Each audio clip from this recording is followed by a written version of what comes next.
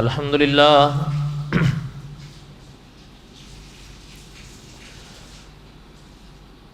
الحمد للہ نحمده ونستعینه ونستغفره ونؤمن به ونتوکل علیہ ونعوذ باللہ من شرور انفسنا ومن سیئات اعمالنا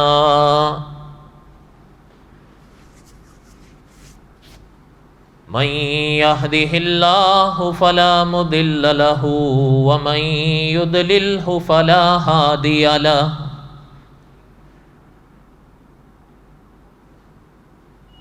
ونشهد أن لا إله إلا الله وحده لا شريك له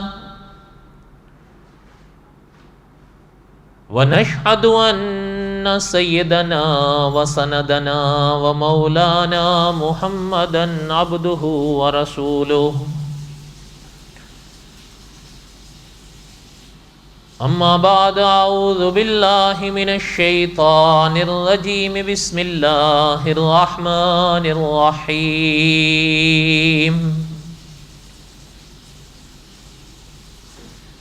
الف لام را تلك آیات الكتاب المبین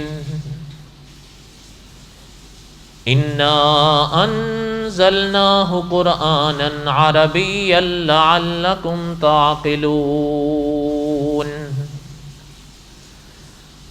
نحن نقص عليك احسن القصص بما اوحينا اليك هذا القرآن وان كنت من قبله لمن الغافلين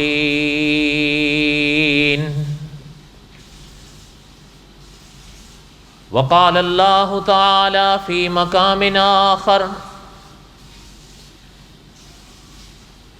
النار يعرضون عليها غدوا وعشيا ويوم تقوم الساعة ادخلوا آل فرعون أشد العذاب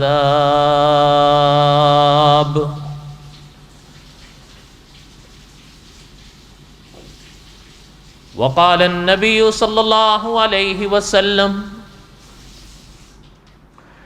من يرد الله به خيرا يفقهه في الدين وقال النبي صلى الله عليه وسلم أنا آخر الأنبياء وأنتم آخر الأمم صدق اللہ العظیم وصدق رسولہ النبی الکریم ونحن على ذلك لمن الشاہدین والشاکرین والحمد للہ رب العالمین اللہم صل علی محمد وعلى آل محمد كما صليت على إبراهيم وعلى آل إبراهيم إنك حميد مجيد اللهم بارك على محمد وعلى آل محمد كما باركت على إبراهيم وعلى آل إبراهيم إنك حميد مجيد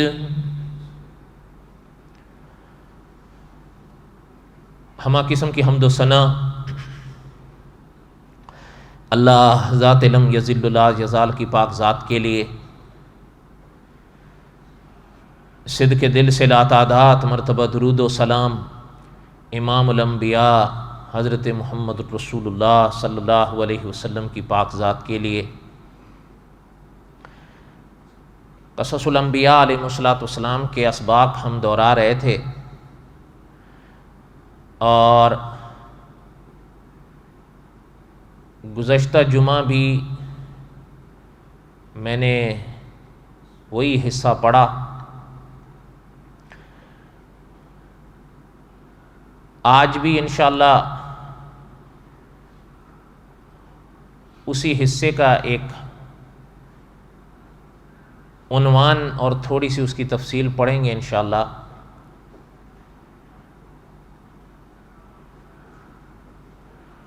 لیکن آج کے اس درس میں کچھ باتیں ان جملوں کے سوا بھی آئیں گی انشاءاللہ. پہلے میں اپنے آپ کو مخاطب کروں گا اور پھر باقی سب کو. مقصد یہ ہے کہ اللہ نہ کرے اگر کسی کے عقیدے میں جھول ہے تو وہ دور ہو، اور اگر عمل میں جھول ہے تو وہ دور ہو.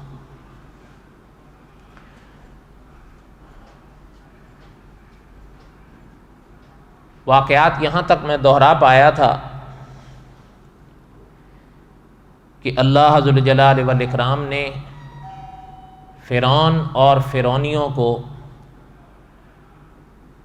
پانی میں ڈبو دیا،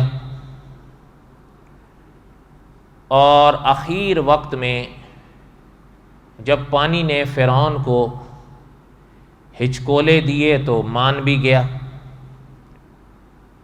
لیکن اللہ ذوالجلال والاکرام نے اس کے جواب میں ارشاد فرمایا کہ آن.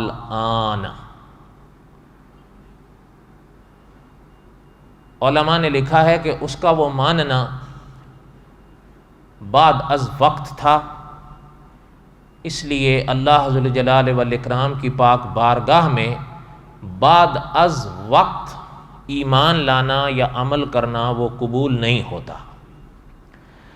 اور میں نے عرض کیا تھا کہ علماء نے لکھا ہے جیسے وقت اس پر آیا ایسے ہی وہ وقت الگ نوعیت ہو سکتی ہے، لیکن وہ سب پر آتا ہے، جسے حدیث شریف میں غرغرے کا وقت کہتے ہیں. علماء نے لکھا ہے کہ توبہ، عقیدہ، عمل وہ سب کا اس سے پہلے ہے.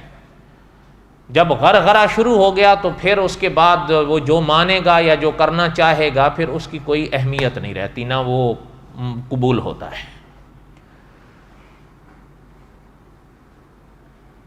اس کے حوالے سے کچھ باتیں ہم نے گزشتہ درس میں پڑھی.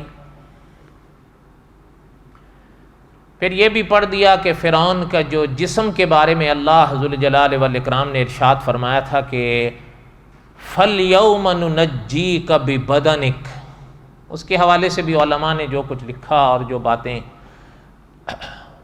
خاص کر مولانا محمد اسلم شیخو پوری رحمۃ اللہ علیہ نے تسہیل البیان میں لکھی ہیں وہ بھی میں نے پڑھی. بہرحال اب اگلی بات سنیں جو اس باب میں مولانا محمد عبد الرحمن صاحب مظاہری رحمۃ اللہ علیہ نے لکھی ہے، اور پھر کچھ وضاحت اس مرحلے پر یا اس مقام پر جو دوسرے علماء نے لکھی ہیں وہ بھی کچھ نہ کچھ میں عرض کروں گا.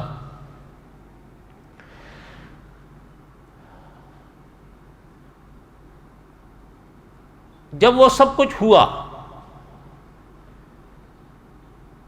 تو اللہ ذوالجلال والاکرام نے قرآن پاک میں ارشاد فرمایا. آج اس درس کو سنیں، یہ عام نوعیت سے تھوڑا ہٹ کر ہوگا، لیکن بہرحال جو سنیں جہاں سنیں میری گزارش یہی ہوگی کہ اس پر غور فرمائیں. انشاءاللہ آپ کو سکون محسوس ہوگا. اللہ ذوالجلال والاکرام نے کلام پاک میں ارشاد فرمایا النار یعرضون علیہا غدوا وعشیا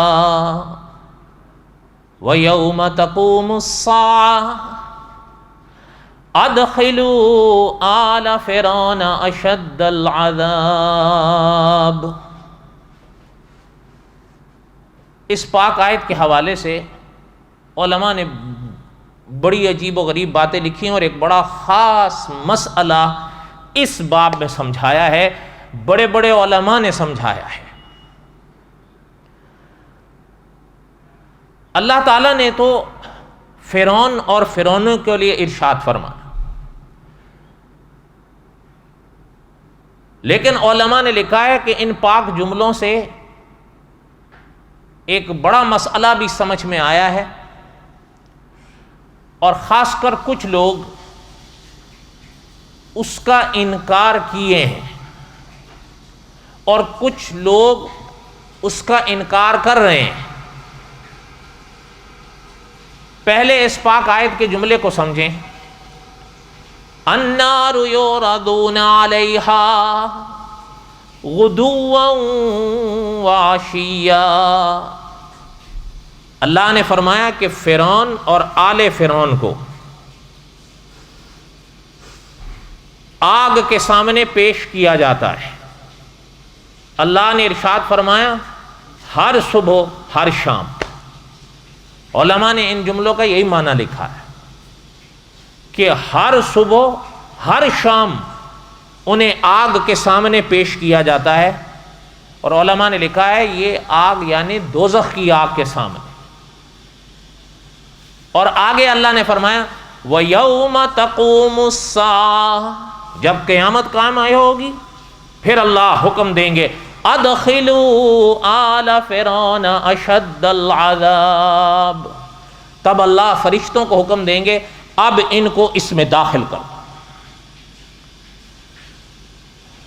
یہ تو ہے اس پاک آیت کا معنی۔ علماء نے لکھا ہے کہ ان لوگوں کو جو دوزخ کی آگ کے سامنے پیش کیا جاتا ہے، یہ پاک آیت واضح فرما رہی ہے کہ ابھی وہ اس کے اندر داخل تو نہیں ہوئے، اس لیے کہ اللہ فرما رہے ہیں وَيَوْمَ تَقُومُ السَّاعَةُ، جب قیامت قائم ہوگی پھر اللہ حکم دیں گے فرشتوں کو کہ ادخلوا آل فرعون اشد العذاب۔ لیکن اللہ پاک ان جملوں سے پہلے فرما رہے ہیں النار یعرضون علیہا غدوا وعشیا، انہیں آگ کے سامنے پیش کیا جاتا ہے صبح و شام۔ علماء نے لکھا ہے یہ عالم برزخ میں ان کو پیش کیا جاتا ہے۔ اب یہ عالم برزخ کیا ہے؟ علماء نے لکھا ہے کہ ہم مسلمانوں کے جو عقیدے ہیں ان عقیدوں میں ایک عقیدہ ہے یہ جس کا تعلق برزخ کے عالم سے ہے۔ برزخ کا عالم کیا ہے؟ اب غور فرمائیں، علماء نے لکھا ہے، شروع سے بات کو لیں، علامہ ابن القیم رحمۃ اللہ علیہ نے لکھا ہے کہ انسان کے 4 مکان ہوتے ہیں جہاں انسان رہتا ہے، نوعیت الگ الگ ہو سکتی ہے لیکن وہ رہتا ان 4 مکانوں میں ہے، 5ویں میں جا نہیں سکتا۔ یہ علامہ ابن القیم رحمۃ اللہ علیہ نے لکھا۔ اب وہ 4 مکان کون سے ہیں؟ پہلا حضرت نے لکھا ہے کہ ماں کا دامن، دامن سے مراد ہے رحم مادر، جس کے اندر انسان پیدائش سے پہلے رہتا ہے۔ علامہ ابن القیم رحمۃ اللہ علیہ نے لکھا ہے یہ انسان کا پہلا مکان ہے جہاں انسان پیدائش سے پہلے رہتا ہے۔ اس کے بعد علامہ ابن القیم رحمۃ اللہ علیہ نے لکھا ہے کہ دوسرا مکان ہے انسان کا جب انسان ماں کے دامن سے پیدا ہو کر اس دنیا میں آتا ہے، اس عالم دنیا میں جو رہتا ہے، یہ اللہ تعالیٰ کرم فرمائے پھر اچھائیاں کرتا ہے یا اللہ تعالیٰ معاف فرمائے برائیاں کرتا ہے۔ پھر اللہ ذوالجلال والاکرام نے جتنی اس کو زندگی دی ہوتی ہے، 40 سال 50 سال 60 سال یا 100 سال یا جو بھی اللہ کو منظور ہوتی ہے وہ یہ گزارتا ہے۔ اس کے بعد یہ تیسرے عالم اور تیسرے مکان میں داخل ہوتا ہے۔ اب غور فرمائیں ان چیزوں پر۔ پہلا تو ہو گیا رحم مادر، یہ پہلا مکان ہے انسان کا جہاں انسان رہتا ہے۔ اور آپ سب جانتے ہیں عام طور پر جسے عام حالات کہتے ہیں، انسان 9 مہینے وہاں گزارتا ہے، الا دوسرے حالات خدا نہ کریں پیدا ہوں۔ دوسرا مکان انسان کا یہ دنیا ہے۔ میں نے ابھی عرض کیا انسان یہاں پر 40 سال بھی رہ سکتا ہے، 100 سال بھی رہ سکتا ہے، جتنے اللہ نے اس کو زندگی دی ہے۔ ظاہری طور پر انسان اپنی زندگی ختم نہیں کر سکتا، اگر کرے گا تو شریعت اسلام اس کو حرام موت قرار دیتی ہے اور یہ گناہ ہے۔ اس لیے جتنی اللہ نے اس کو زندگی دی ہے وہ گزارے اس مکان میں۔ یہ دوسرا مکان ہوا۔ اب تیسرا مکان علامہ ابن القیم رحمۃ اللہ علیہ نے لکھا ہے کہ ہر انسان کا عالم برزخ ہے۔ برزخ کا عالم کیا ہے؟ یہ وہ عالم ہے جسے آپ اور ہم آسان زبان میں قبر کا جہان کہتے ہیں۔ یہ یاد رکھیں، علماء نے لکھا ہے، یہ ہم اہل سنت و جماعت مسلمانوں کا عقیدہ ہے کہ قبر کا جہان ایک مستقل جہان ہے۔ اب ذرا پھر تھوڑی طرف میری بات پر دھیان دیں۔ رحم مادر میں عام طور پر انسان کتنا وقت گزارتا ہے؟ 9 مہینے۔ اچھا، جب اس دنیا میں انسان آیا اور اللہ نے جتنی اس کو زندگی دی اتنا ہی گزارے گا نا۔ کوئی نہیں کہہ سکتا کسی کو اللہ نے 40 سال دی، کسی کو 100 سال دی، جتنی اللہ نے دی، کسی کو 150 سال دی، جتنی اللہ کو منظور ہوئی وہ اپنی زندگی کو اب یہاں سے چلے گا۔ پتہ چلتا ہے رحم مادر کا جو مکان ہے وہ 9 مہینے، اور اس عالم کا مکان جتنا اللہ کو منظور ہے 40 100 50 جو بھی، یہ اس کی میعاد۔ اچھا، اب آ گیا تیسرا مکان اس کا، انسان کا۔ اس میں یہ جہان کہاں سے کب تک ہے اس انسان کے لیے؟ علماء نے لکھا ہے موت کی دہلیز سے لے کر قیامت کی آواز تک، یہ ساری میعاد جو ہے یہ برزخ کے عالم کے انسان کے مکان کی ہے۔ یہ وہاں رہے گا۔ ابتدا مختلف ہو سکتی ہیں، جو پہلے ہم سے چلے گئے وہ آج بھی برزخ کے جہان میں ہیں، جو ابھی آپ اور ہم یہاں ہیں ہم دنیا کے جہان میں ہیں، جو ابھی پیدا نہیں ہوئے ہیں اگر رحم مادر میں ہیں تو پچھلے مکان میں ہیں، اگر ابھی اس سے بھی پیچھے ہیں تو عالم ارواح میں ہیں۔ میعادیں الگ الگ ہو سکتی ہیں، لیکن علماء نے لکھا ہے یہ جو برزخ کا جہان ہے یہ کتواں مکان ہے؟ اگر میری بات یاد ہے تو تیسرا ہے نا۔ پہلا رحم مادر، دوسرا یہ دنیا، اور تیسرا قبر کی دنیا۔ یہ مختلف ہو سکتے ہیں، کوئی آج جا رہا ہے کوئی کل جائے گا، جائیں گے سب۔ یہ یاد رکھیے گا جو بھی اس دنیا سے نکلتا ہے وہ برزخ میں ہی داخل ہوتا ہے۔ یہ شرط نہیں ہے کہ اس کا وجود قبر میں ڈالیں گے تبھی وہ برزخ میں داخل ہوگا۔ برزخ کے جہان میں اللہ نہ کرے کوئی جل گیا تب بھی داخل ہوگا، کوئی پانی میں ڈوب گیا تب بھی داخل ہوگا۔ برزخ ایک ایسا جہان ہے، وہ قدرت نے ہر انسان کی موت کے بعد سے لے کر قیامت سے پہلے تک رکھا ہوا ہے۔ وہاں سارے جائیں گے۔ اس کے بعد جب اللہ کو منظور ہوگا اور قیامت کی آواز لگے گی، اٹھیں گے پھر سارے اکٹھے۔ ہاں، اللہ یہ اگلا مقام ہے جو درجے کے لحاظ سے پہلے دوسرے وہ تفصیلات اپنی ہیں، لیکن وہاں سارے اکٹھے ہوں گے۔ پھر جو پہلے مر گئے وہ بھی، جو بعد میں مر گئے وہ بھی۔ پہلے اب تیسرا چیز سنیں آپ۔ تیسرا مکان یہ جو برزخ ہے نا، علماء نے لکھا ہے کہ انسان کے مرنے سے لے کر قیامت تک، قیامت کی آواز لگنے تک، یہ جو جہان ہے اس کو برزخ کا جہان کہتے ہیں۔ اگر میرے ساتھ کہہ دیں کون سا جہان کہتے ہیں؟ برزخ کا جہان۔ اور قرآن پاک میں اللہ ذو الجلال والاکرام نے ارشاد فرمایا ہے برزخ الی یوم یبعثون۔ برزخ کس کو کہتے ہیں؟ برزخ کہتے ہیں پردے کو۔ پردہ ہوتا ہے نا، اس کو عربی میں کہتے ہیں برزخ۔ قبر کا جہان آپ کے اور میرے سامنے ہے یا پردے میں ہے؟ بولے پردے میں ہے نا، اس لیے اسے عالم برزخ کہتے ہیں کہ وہ پردے میں ہے۔ اس کی وجہ یہ ہے ایک میت کو اس میں آپ اور ہم رکھ دیں، اللہ نہ کرے کسی ضرورت کے تحت اگر قبر کھولنی پڑے، کبھی مجبوریاں ہوتی ہیں تو کھولیں تو میت ویسی ہی پڑی لگی ہوئی ہے، ہمیں کچھ بھی نہیں نظر آ رہا ہوتا کہ کچھ ہو رہا ہے۔ ایسا ہی ہے یا غلط ہے؟ لیکن حدیث شریف میں معراج والے نبی صلی اللہ علیہ وسلم نے فرمایا یا جنت کا باغ ہوگی یا دوزخ کا گڑھا ہوگا۔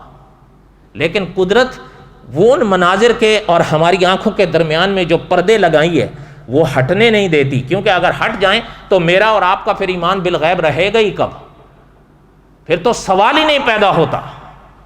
بلکہ آمنہ کے لال صلی اللہ علیہ وسلم نے فرمایا اگر وہ منظر تم دیکھ لو تو حضور نے فرمایا تم اپنے مردے دفن کرنا چھوڑ دو۔ اس لیے حضور علیہ الصلوۃ والسلام نے، خیر میرے کہنے کا مقصد یہ تھا، یہاں تک بات سمجھ میں آ رہی ہے؟ آگے سنیں، میں نے پہلے کہیں پڑھا تھا قصص الانبیاء، میں اور آپ سنتے رہتے ہیں، یہ بھی اسی باب کی باتیں ہیں۔ النار یعرضون علیہا غدوا وعشیا، فرعون اور آل فرعون کو اللہ نے فرمایا صبح و شام آگ کے سامنے پیش کیا جاتا ہے۔ علماء نے لکھا ہے ابھی اس آگ کے اندر داخل نہیں ہوئے، اللہ خود جو فرما رہے ہیں کہ وَيَوْمَ تَقُومُ السَّاعَةُ، جب قیامت قائم ہوگی ہم پھر تب حکم دیں گے وَأَدْخِلُوا آلَ فِرْعَوْنَ، أَدْخِلُوا آلَ فِرْعَوْنَ، اب داخل کرو انہیں۔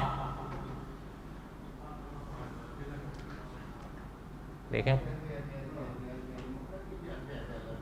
لا حول ولا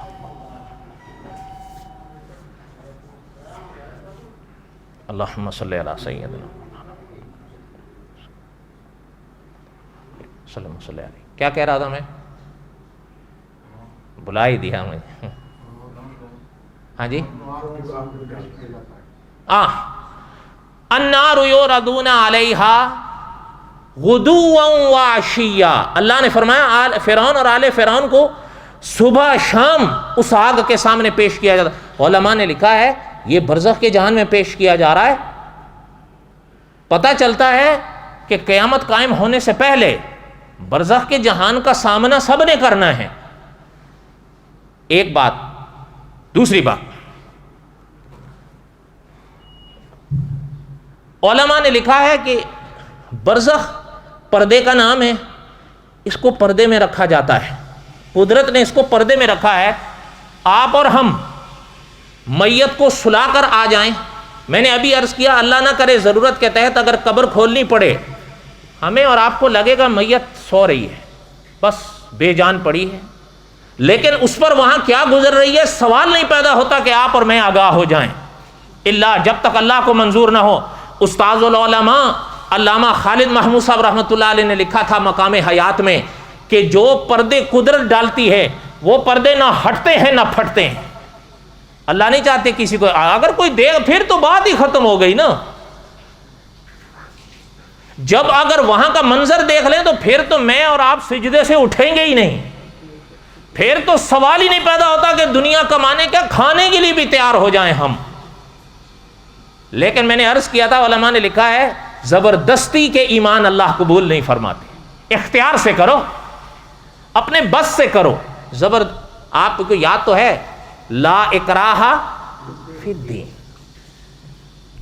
زبردستی کے ایمان اللہ قبول نہیں فرماتے، اپنی مرضی سے کرو۔ یہاں تک بات سمجھ آئی ہے؟ اب اگلی بات کی طرف، پھر اس پچھلی بات کی طرف لوٹیں۔ مفتی محمد تقی عثمانی صاحب نے لکھا ہے کہ مرنے سے لے کر قیامت کی آواز لگنے تک یہ جو جہان ہے اس کو برزخ کا جہان کہتے ہیں، اور مرنے سے لے کر قیامت کی آواز لگنے تک انسان اس جہان میں رہتا ہے۔ کس جہان میں؟ برزخ کے جہان۔ اور میں نے عرض کیا تھا اس کو میں اور آپ آسان زبان میں کون سا جہان کہتے ہیں؟ قبر کا جہان۔ اور یہ یاد رکھیں یہ علماء اہل سنت نے لکھا ہے، یہ اہل سنت ہم مسلمانوں کا عقیدہ ہے کہ برزخ کا جو جہان ہے وہاں حدیث شریف میں فرمایا گیا، حضور نے فرمایا یا تو جنت کا باغ ہوگی یا دوزخ کا گڑھا ہوگا۔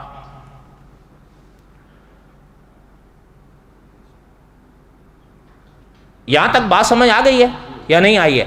بولیں۔ اب اگلی بات سنیں، موت کس شے کا نام ہے؟ موت کس شے کا نام ہے؟ موت فنا کا نام نہیں ہے کہ آدمی سوچے مر گئے تو مٹ گئے، وہ تو ان کے نظریے ہیں۔ نہیں، علماء نے لکھا ہے، علماء نے لکھا ہے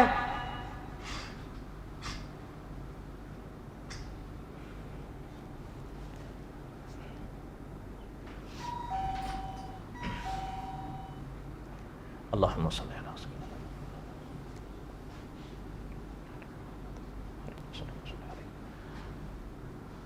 علماء نے لکھا ہے کہ انسان، یہ یاد رکھیں، ازلی نہیں ہے، انسان ازلی نہیں ہے کہ ہمیشہ سے ہو، ہاں اب انسان ابدی ہے کہ ہمیشہ رہے گا، اب یہ مٹے گا نہیں۔ ہاں یہ یاد رکھیے گا کہ علماء عقائد نے لکھا ہے اس کا نہ مٹنا اللہ کے حکم سے ہے، یہ یاد رکھیں، اس کا نہ مٹنا اللہ کے حکم سے ہے۔ اب جب اللہ نے اس کو پیدا کر دیا ہے، اب اللہ نے اس کو باقی رکھنا ہے۔ مکان یہ بدلتا رہے گا، کتنے بدلے گا؟ پہلے بتائے نا، رحم مادر سے آیا اس دنیا میں، اس دنیا سے نکل کے جائے گا برزخ میں۔ اس کے بعد علامہ ابن القیم رحمۃ اللہ علیہ نے لکھا ہے چوتھا مکان انسان کا ہے، اور وہ آخری مکان اس کا ہوگا جس کو قدرت نے کسی حد میں نہیں رکھا، اس کی کوئی حد نہیں ہے، یا جنت ہوگا یا یہ آخری مکان ہوگا۔ پاس ہے تو جنت جائے گا، اللہ نہ کریں فیل ہے تو دوزخ جائے گا۔ اور اگلی بات علماء عقائد نے لکھی ہے، اگر دوزخ وہ جائے گا اپنے برباد عقیدوں کی وجہ سے، تو علماء عقائد نے لکھا ہے کہ اس کا وہاں سے نکلنے کا سوال ہی پیدا نہیں ہوتا، پھر وہ ہمیشہ سے ہمیشہ وہیں ہے۔ یہاں تک بات سمجھ آئی ہے؟ اب لوٹیے تیسری شک کی طرف، موت کس شے کا نام ہے؟ میں نے ابھی عرض کیا موت فنا کا نام نہیں ہے کہ یہ آیا اب مر گیا تو نہیں، مٹنا تو اب اس کے نصیب میں نہیں ہے۔ مکان بدلے گا یہ الگ بات ہے۔ اگر یہ باتیں ذہن کے قریب کرنے کے لیے میں ایک چھوٹی سی مثال دوں تو ذہن میں لے آؤ گے آپ؟ رات آپ اور ہم سوتے ہیں، اور عموماً انسان نے دوسروں کو سوتے ہوئے دیکھا ہے۔ علماء نے لکھا ہے یہ عین ممکن ہے آپ کے پاس کوئی صاحب سو رہے ہوں، اور ہو سکتا ہے کہ وہ کعبہ دیکھ رہے ہوں، آپ کو پتہ چلے گا؟ سوچ کے بتائیں۔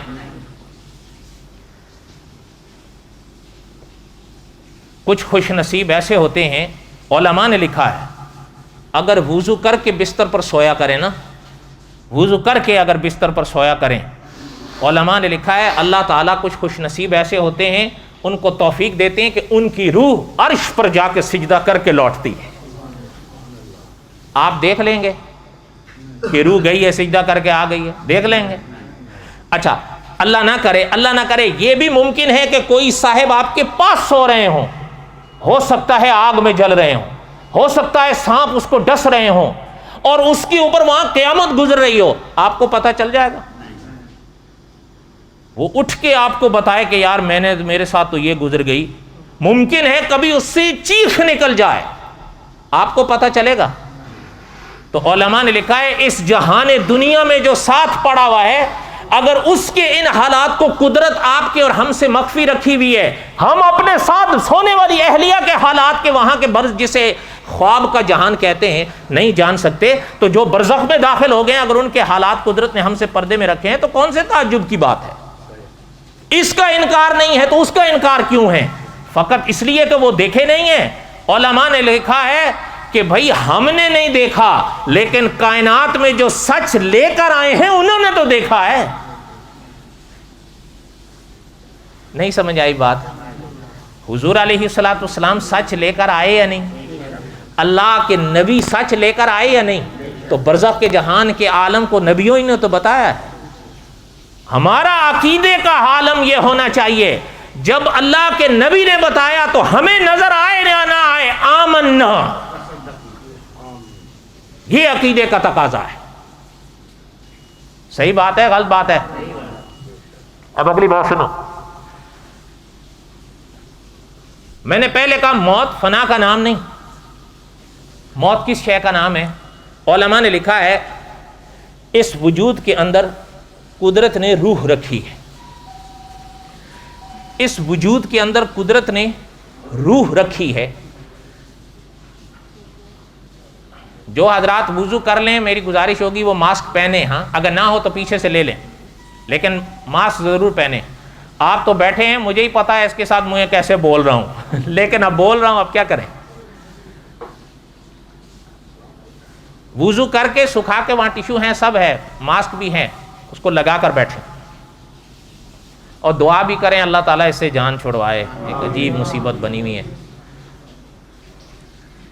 علماء نے لکھا ہے جب اس روح کو اللہ کے حکم سے ملائکہ نکالنے آتے ہیں اور نکالتے ہیں یہ روح جب جسم سے نکل گئی اس کا نام ہے موت. اس کا نام ہے. اچھا اس کے بعد وجود کو کیا کرتے ہیں؟ فرض ہے کہ ابن آدم کے اس وجود کو زمین میں دفنا دو. فقہا نے لکھا ہے یہ فرض ہے.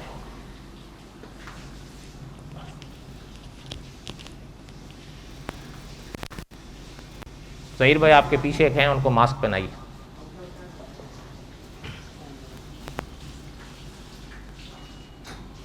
کیا کہہ رہا تھا میں؟ ہاں فرض ہے کہ ان کو دفنائیں. یہ دفن کرنا فرض ہے. اچھا اب سنیے دھیان میری طرف رہے. ہاں اب سوال یہ پیدا ہوتا ہے حضور نے فرمایا عالم برزخ میں بہت کچھ گزرتا ہے صلی اللہ علیہ وسلم. یاد رکھیں برزخ کے جہان پر اور برزخ میں جو کچھ گزرتا ہے مولانا عبد الحمید سواتی رحمۃ اللہ علیہ نے لکھا ہے کم و بیش 70 حضور کے فرامین ہیں صلی اللہ علیہ وسلم جو قبر کے ثواب یا عذاب کو بیان کرتے ہیں اور صحیح سندیں ہیں سب کی. یہ مولانا عبد الحمید سواتی رحمۃ اللہ علیہ نے لکھا. اب اگلی بات یہ آئی کہ وہ صرف روح کو ہوتا ہے یا جسم کو ہوتا ہے. میں آپ سے پوچھتا ہوں اللہ نہ کریں ابھی تھوڑی اس پچھلی عبارت کی طرف لوٹیے. علامہ ابن القیم رحمۃ اللہ علیہ نے انسان کا دوسرا مکان کس کو قرار دیا تھا؟ اس دنیا کو. اور علامہ ابن القیم رحمۃ اللہ علیہ نے لکھا تھا اس دنیا میں انسان یا اچھائی کرتا ہے یا ٹھیک ہے نا. اچھا یہ فقط جسم کرتا ہے؟ سوچ کر بتائیں. یا روح بھی کرتی ہے؟ دونوں کرتے ہیں یا فقط روح کرتی ہے؟ مانی ہوئی بات ہے دونوں کرتے ہیں. بلکہ علماء نے لکھا ہے اگر یہ سواری ہے تو وہ سوار ہے مل کے کرتے ہیں. اچھا تو پھر ثواب اور اللہ نہ کرے عذاب ایک کو ملے یہ عدل ہوگا؟ بولیں پھر عدل کیسے ہوگا جب دونوں کر رہے ہیں؟ تو روح کو تو لے لیا فرشتوں نے. اب سوال یہ ہے کہ میت کو تو آپ نے ہم نے دفنا دیا اب روح تو فرشتوں کے پاس ہے اسے تو کوئی روک نہیں سکتا. اگر میرے اور آپ کے بس میں ہوتی تو میں اور آپ روح کو نکلنے ہی نہ دیتے. صحیح بات ہے یا غلط بات ہے؟ ہمارے اور آپ کے بس میں تو نہیں اس لیے وہ تو جائے گی اور وہ ہوتی ہے فرشتوں کے پاس. اور یاد رکھیں آمنہ کے لال صلی اللہ علیہ وسلم نے فرمایا جب فرشتے کے ہاتھ میں آ جاتی ہے اپنے وجود کو دیکھتی ہے. یہاں تک آمنہ کے لال صلی اللہ علیہ وسلم نے فرمایا کہ جو اس کو غسل دیتا ہے اس کو بھی دیکھتی ہے پہچانتی بھی ہے. جو اس کو کفناتے ہیں آمنہ کے لال صلی اللہ علیہ وسلم نے فرمایا اس کو بھی دیکھتی ہے پہچانتی بھی ہے. اس کے بعد آمنہ کے لال صلی اللہ علیہ وسلم نے فرمایا جو اس کو قبر میں رکھتے ہیں ان کو بھی دیکھتی ہے پہچانتی بھی ہے. اس کے بعد حضور صلی اللہ علیہ وسلم کا فرمان ہے اوپر کی طرف جو اٹھتی ہے، حضور نے فرمایا یہ جو وجود پڑا ہوتا ہے اس کی آنکھیں دیکھ رہی ہوتی ہیں کہ اب یہ اوپر جا رہی ہے۔ ہم نہیں دیکھتے، لیکن میں نے پہلے کہا جو سچ کو لے کر آئے ہیں انہوں نے تو دیکھا ہے۔ اور برزخ الی یوم یبعثون، اللہ نے یہ پردے ڈالے ہیں آپ اور ہم نہیں دیکھ سکتے۔ ساری زندگی ہمارے اندر ہے، ہم آج تک نہیں دیکھے۔ یہاں تک کوئی باتیں سمجھ میں آ رہی ہیں آپ کو؟ ان سارے مرحلوں سے ہم نے گزرنا ہے۔ اور اگلی بات سنیں جو عرض کر رہا تھا، روح فرشتے کے پاس ہوتی ہے، روح فرشتے کے پاس ہوتی ہے، لیکن ایک بات ذہن میں بٹھائیں، علماء کے ہاں یہ بحث ہے کہ یہ رہتی کہاں ہے۔ یہاں تک تو سمجھ میں آیا کہ فرشتے کے پاس ہے۔ اچھا پھر یہ بھی سمجھ میں آیا کہ حضور نے فرمایا اوپر اٹھتی ہے تو انسان کا وجود اس کو جاتے دیکھتا ہے تو پتہ چلتا ہے کہ اوپر جا رہی ہے۔ رہتی کہاں ہے اس کے بعد؟ جسم میں رہتی ہے۔ کہاں رہتی ہے؟ علماء نے لکھا ہے، یاد رکھیں، علماء اہل سنت کا عقیدہ یہ ہے قبر کا جہان ان دونوں پر گزرتا ہے، روح پر بھی اور جسم پر بھی، اس لیے کہ اچھائی یا برائی دونوں نے کی ہوئی ہے، اس کا اثر دونوں پہ آئے گا۔ ہاں رہ گیا مسئلہ کہ یہ رہتی کہاں ہے، مرنے کے بعد اور قیامت سے پہلے تک اس کو قدرت کہاں رکھتی ہے۔ علامہ ابن القیم رحمۃ اللہ علیہ نے 16 اقوال لکھے ہیں۔ 16 کتنے؟ آپ نے تو سن رکھا نا یار، مولوی ایک یوں کہتا ہے، یوں کہتا ہے، یوں کہتا ہے۔ ہمارے مولانا امین اکاڑوی رحمۃ اللہ علیہ فرمایا کرتے تھے گھبراتے وہ ہیں جن کے پاس علم نہ ہو۔ علامہ ابن القیم رحمۃ اللہ علیہ نے 16 اقوال لکھنے کے بعد 16 میں سے 2 کا انتخاب کیا ہے، 14 گئے۔ 14 کتابیں ایسی دنیا ہوتی ہے اس میں سارے اقوال اکٹھے کرتے ہیں مصنفین، چھوڑتے کوئی نہیں ہے، جتنے پہلے سے آئے ہوئے ہوتے ہیں، یہ دیانتداری کا تقاضا ہوتا ہے، وہ ساری باتیں نقل کرتے ہیں، لیکن اس کے بعد پھر محققین کا جس پر فیصلہ ہوتا ہے اس کو چنتے ہیں۔ 16 پیش کیے علامہ ابن القیم نے، کتنے چنے؟ 2۔ علامہ خالد محمود صاحب رحمۃ اللہ علیہ نے لکھا ہے اگر کوئی انسان پہلے کے ساتھ رہے یا دوسرے کے ساتھ رہے، یعنی پہلے قول کو اپنائے یا دوسرے قول کو اپنائے، رہے گا اہل سنت میں۔ نقصان تو تب ہوتا نا جب اگر ایک کو مانتے اور دوسرے کا انکار کرتے تو اہل سنت کے دائرے سے نکلتے۔ علامہ خالد محمود صاحب رحمۃ اللہ علیہ نے لکھا ہے ان دونوں قولوں میں سے کوئی اس پر رہ جائے یا اس پر رہ جائے، رہے گا اہل سنت میں، رہے گا۔ کاش وقت ہوتا اب آپ کو بتاتا کہ وہ رہیں 2 قول کون سے ہیں۔ اللہ نے موقع دیا تو شاید اپنے باپ پر آئے گی، لیکن یہاں تک باتیں آپ کو سمجھ میں آئی ہیں؟ یہ ساری تفصیل میں نے کہنے کا میرا مقصد کیا تھا؟ مقصد یہ تھا کہ علماء نے لکھا ہے کہ فرعون اور آل فرعون کو دوزخ کی آگ کے آگے صبح و شام جو پیش کیا جاتا ہے برزخ کے جہان میں پیش کیا جاتا ہے۔ بلکہ حضرت عبداللہ بن مسعود رضی اللہ تعالیٰ عنہ نے فرمایا تھا کہ صبح اور شام اللہ تعالیٰ نے یہ نظام بنایا گیا ہے ان کے لیے کہ ان کی روحوں کو، فرعون اور فرعونیوں کی روحوں کو قدرت ایک کالے رنگ کے سیاہ پرندوں میں داخل کرواتی ہے، اور اس کے بعد وہ پرندے جاتے ہیں وہاں دوزخ کے سامنے جتنا قدرت کو منظور ہوتا ہے، پھر لوٹتے ہیں، پھر جاتے ہیں، پھر لوٹتے ہیں۔ حدیث میں حضور نے فرمایا یہ نظارے، اللہ تعالیٰ معاف فرمائے، یہ منظر ان کو اس لیے دکھایا جاتا ہے ہر روز صبح اور شام، یہ کہہ کے دکھایا جاتا ہے کہ تمہارا اصل ٹھکانہ یہ ہے۔ اب اگلی بات سنیں، یہ صرف فرعون اور آل فرعونیوں کے لیے نہیں ہے۔ حضور نے فرمایا جو بھی انسان اس دنیا سے اس جہان میں داخل ہوتا ہے، حضور نے فرمایا جب تک برزخ کے جہان میں رہتا ہے اس کو ہر روز جنت اور دوزخ دونوں دکھائی جاتی ہیں۔ حضور نے فرمایا یہ کہہ کے دکھائی جاتی ہیں، اگر اچھا ہے تو کہا جاتا ہے تمہارا آخری ٹھکانہ یہ ہے، اور اگر برا ہے تو کہا جاتا ہے تیرا آخری ٹھکانہ یہ ہے۔ یہ صرف فرعونیوں کے لیے ہے، میرے اور آپ کے لیے نہیں ہے۔ جہاں حضور نے وہ باتیں بیان فرمائی وہاں حضور نے یہ بھی تو بیان فرمائی ہیں۔ پتہ چلتا ہے مجھے اور آپ کو سدھرنا چاہیے یا نہیں؟ ایک بات سناتا ہوں، ناراض نہیں ہونا اگر ہضم کر سکو تو، اور اگر کسی کے دل میں کوئی اشکال پیدا ہو تو الحمدللہ میں یہیں ہوتا ہوں، آ کر مجھ سے پوچھ لے۔ علامہ سیوطی رحمۃ اللہ علیہ نے احوال موتیٰ لکھی تھی. یہ آج کے عالم نہیں، 9ویں یا 10ویں صدی کے مجدد ہیں، غالباً 9ویں کے ہیں جہاں تک مجھے یاد آ رہا ہے. اگر 9ویں صدی کے ہیں کتنے سو سال ہوئے؟ 600 ہو گئے نا. اور اگر 1000ویں کے ہیں تو 10ویں کے ہیں تو، لیکن جہاں تک مجھے یاد آ رہا ہے 9ویں کے ہیں. علامہ سیوطی رحمۃ اللہ علیہ نے شیخ ابن مسلم رحمۃ اللہ علیہ کی ایک بات لکھی تھی جسے علماء بر صغیر نے ترجمہ کیا. ابن مسلم رحمۃ اللہ علیہ کا فرمان علامہ سیوطی رحمۃ اللہ علیہ نے لکھا ہے کہ حضرت فرماتے تھے میری ملاقات ایک اس شخص سے ہوئی جو قبریں کھودا کرتا تھا، اس کا کام ہی یہی تھا. وہ کہتے تھے کہ ابن مسلم رحمۃ اللہ علیہ نے بتایا کہ وہ صاحب ایک دن مجھ سے کہنے لگے حضرت میں نے ایک دن میں 3 قبریں کھودی، میرا کام ہی یہی تھا. ایک کھودی، دوسری کھودی، تیسری کھودی تو گرمی کی وجہ سے مجھے پسینہ آ گیا. ظاہر بات ہے ایک انسان اکیلا. کہتا ہے میں نے اس قبر کے اوپر پردہ ٹانگ کے اندر بیٹھ کے سننا بات، میں نے پہلے کہا اگر ہضم کر سکو تو. وہ کہتے ہیں کہ ابن مسلم رحمۃ اللہ علیہ فرماتے ہیں وہ صاحب مجھے کہتے ہیں حضرت میں کام کر رہا تھا کہ اچانک میں نے محسوس کیا کہ 2 گھوڑ سوار آئے ہیں اور گھوڑوں سے اترے ہیں اور پہلی قبر جو میں نے کھودی تھی اس کے کنارے کھڑے ہو گئے اور ایک دوسرے کو کہتا ہے لکھ.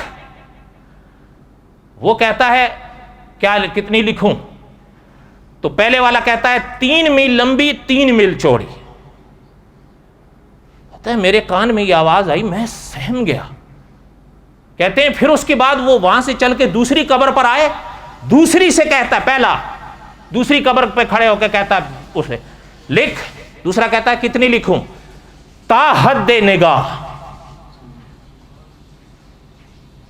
اچھا کہتے ہیں کہ اب اس پہ آئے جس کے اندر میں تھا کہ وہ دوسرے کو کہتا ہے لکھ، تو وہ کہتا ہے کتنی لکھوں؟ اس نے کہا اتنی.